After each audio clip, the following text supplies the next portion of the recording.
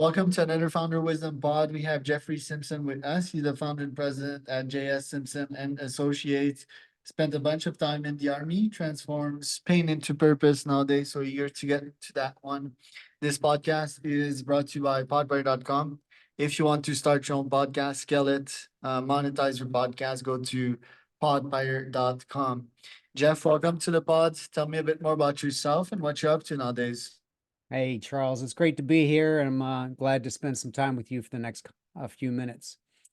As I shared with you a little bit in our open, that I've spent the last 37 years leading people, leading teams.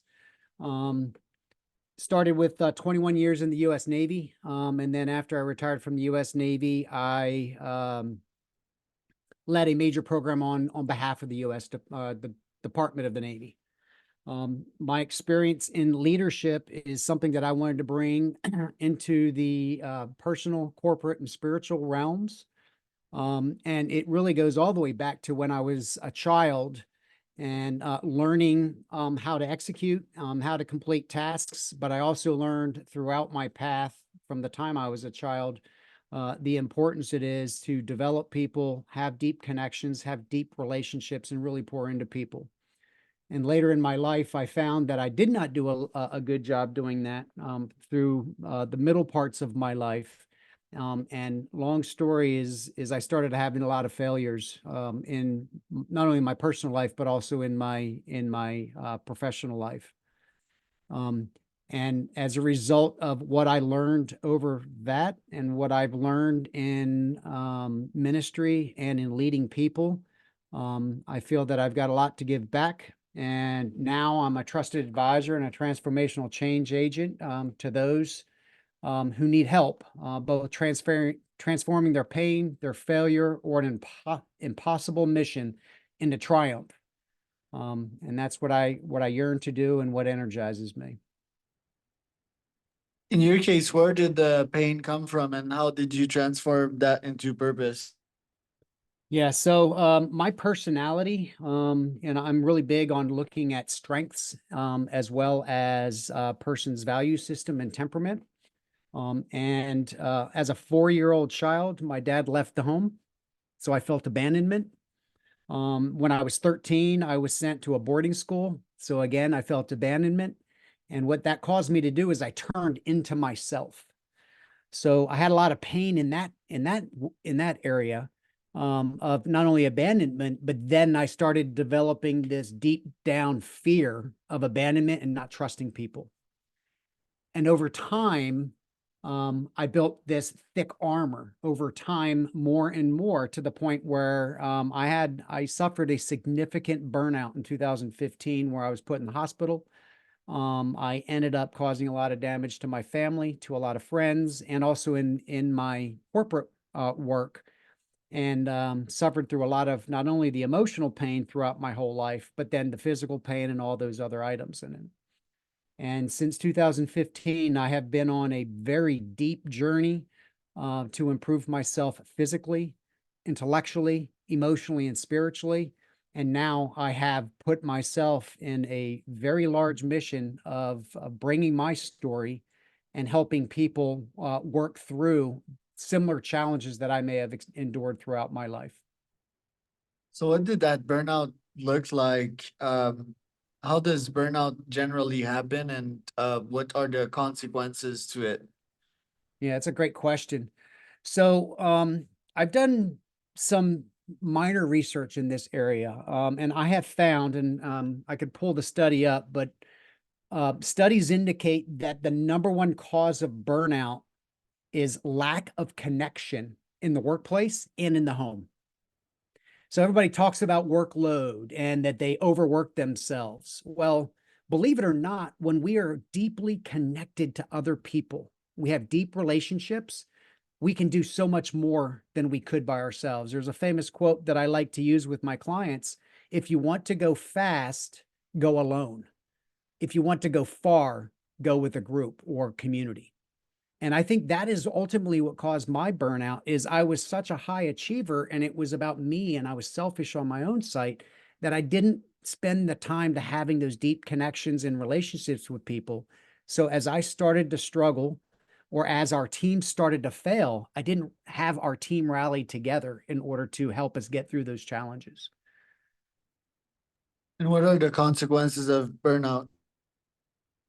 Well, I can tell you that my consequence was is that I spent 3 days. I went to bed on the 1st of January in 2017, and I didn't wake up for 3 days. And when I did wake up, I had low oxygen levels. My blood sugar was out of control. I was very heavy, a lot heavier than I am now. And I ended up spending another 3 days in the hospital and then 3 weeks on short-term disability.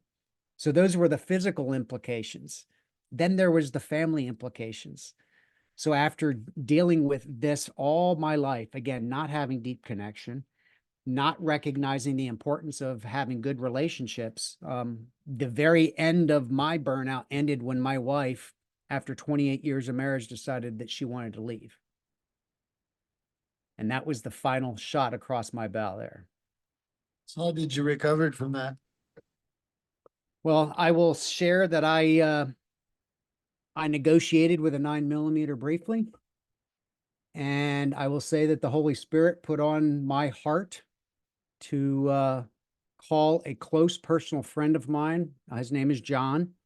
And he says, call John. I called John. I spilled my guts to him. And like all amazing, trusted advisors, he spoke the truth in love. And he asked me, what part did you play in this situation? And that question rocked my world.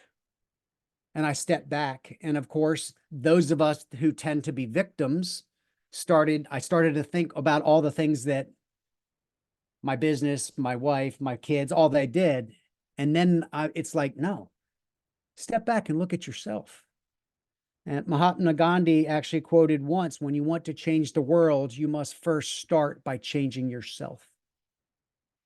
So between that, I gave my life to Christ. I changed. I started relying on God to change me. I started working with people and started developing deep connections and relationships. And then I poured into my own intellectual and emotional well-being, whether it be cultural intelligence, emotional intelligence, my physical fitness. And I just poured into my physical, intellectual, emotional, and spiritual well-being. Wow, very intense story right there. And yeah, glad that you could make it and that you had such a friend to listen to you. And yeah, really much like bringing all of this accountability back to yourself, right? That's where you regain your power. When you constantly point the fingers at others, she left me, he did that. I mean, it's just pain and just a negative spiral of toxicness. So what happened after that? When did you exactly decided to launch your business? Oh, wow. Great question. So I launched the business in 2022. But my path to launching the business actually started when I was in seminary. So as part of my growth, I enrolled in seminary. I ended up earning 3 theological degrees, and I really enjoyed pastoral counseling in seminary. Um, the challenge is that pastoral counseling, which is an amazing and important role that pastors play, it wasn't aligned well with my skill sets and my temperament. I'm a growth-oriented mindset. I like to be a high achiever. So as a pastoral counselor, you have to be a lot more delicate and a lot more empathetic. So I've learned to have a good balance of empathy, but also speaking the truth in love, right? So I started pursuing other areas that I could use what I learned in seminary, but also bring it into a coaching mindset. And that's how I learned that being a faith-based coach, based on my experience in industry, experience in the government, experience in the military, and then bring that amalgamation together. And I decided to launch the business. For the last 2 years, I have been in a turnover with my current employer. So I'm phasing out of my current employer as I'm slowly ramping up my business now. And who do you target with that business and what do you provide as a service? Yeah, great question. So the target, I call it a psychographic rather than a niche, because, what we find, those that energize us most are those that are most like us. So I target myself. So my goal is to find people like myself. And when I say myself, I'm not talking about gender or race or ethnicity or anything like that, but those who have a unique skill set of execution and influence, that genuinely want to grow, but are also willing to be self-reflective and put in the work in order to grow.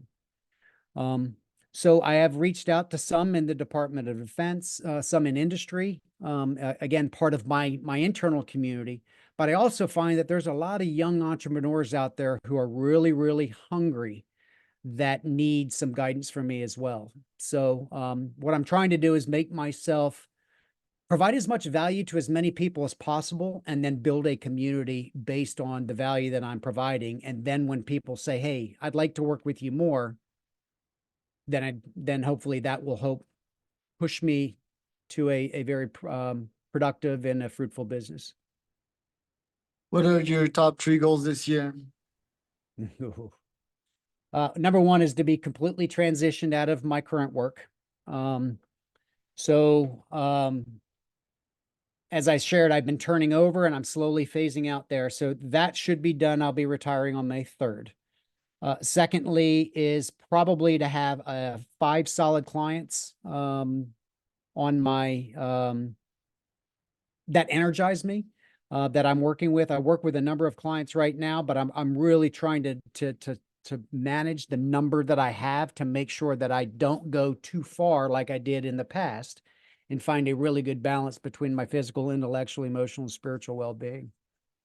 And the last one I would say, and I hadn't thought about this question, so I'm glad you asked it, because I will reflect on it when we get off the call, is to really have an impact on people. I mean, I really want to change the world. I'm doing that by building a community. My ultimate goal is to have a 10,000 person strong community of leaders who care about personal growth, but also focus on providing value back to others. So I probably should carve that up to see what it'll look like. My long-term goal, I start with the long-term, then I start carving it up short-term to figure out how I'm going to get there. What does a day in your life look like nowadays? Like, how do you take care of yourself to make sure to not go into burnout? Yeah. Yeah. Great question. So I learned a few tips from, what was it? The 4 minute or the 4 hour work week. Great book. Again, it's clickbait, right? The title, but the underlying premise of that is you build the lifestyle that you want, and then you build the business and the income that you need in order to support that lifestyle. So that's what I've done. So what I have developed is that I don't wake up to an alarm anymore. I allow the body to heal. I allow to get my solid sleep, but I still wake up at about 6 or 7 a.m. Go figure. And I get up at 6 or 7 a.m. I spend an hour in personal devotional time. Then I go hit the gym. I spend usually about 2 hours getting my physical fitness in for the day.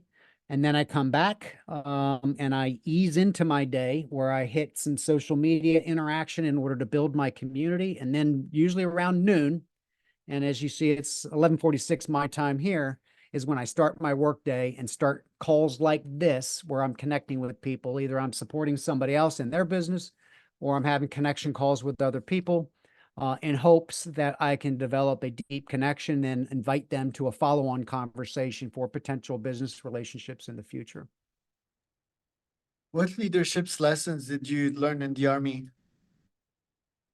Forgive me, leadership lessons. Wow. So I think one of the things that I learned in the military was discipline is a big one. Now, there's a lot of good things that I learned in the Navy, as well as a lot of things that I don't take into my business. One is certainly discipline and routine. And what that means is that although I had a certain routine in the military, and I don't maintain that same routine anymore, but the importance of developing the routine in order to develop the reps, in order to be things on automatic. You know, you get up, like, for example, I get up, I get my coffee, I do my devotional time, I do my workout. It's automatic that I do that thing. Even when I think to myself, I don't want to go to the gym, but I know the benefit that it gives me. It gives me gets the hormones in place. It strengthens the mind, the body to get to the workday. So doing those repetitions became second nature in the military. The second thing that I learned, I think, that I have brought into my business and I've brought with me for the last 37 years is the culture. You know, in the military, we don't get to pick and choose who we work with. So we are forced to learn to recognize other people. Although I was not really good at it early in my career, I've gotten very good at it now where I look at a human being and I recognize that that human is made in the image of God. That human has certain intrinsic value. That human has certain gifts and skills and traits. And if I form a partnership with them, it is highly likely that that person has skills and traits that I do not have. And when you partner with people like that, you find that way to really blend and mesh and build an amazing team. So I think that's the biggest takeaway that I had: the discipline and knowing that people are different and that we should be looking and celebrating our differences and their skills and not their weaknesses or their blind spots. Love it, Jeff. Where can people find out more about you? I'm on Facebook, LinkedIn, and Instagram. It's Jeffrey S. Simpson. It's either a period or a hyphen, depending upon the platform. I do have business pages, but I really try to use most of my personal social media platforms, and then I bring people into the business after I do my connection and the personal connection, because that's what's most important to me.